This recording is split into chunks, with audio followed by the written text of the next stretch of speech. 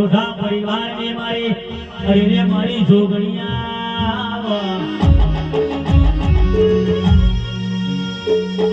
દેવી કે મારી સરસોલીના થાળવાની મારી નેનપુર ચોકડીના થાળવાની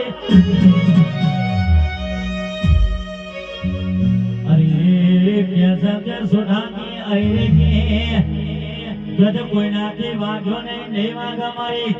જોગણી ચોપા મારી સતવાલાજી અરે કેસા કે ઘડી બે ઘડી વાર મારી જોગણી આવજે આવો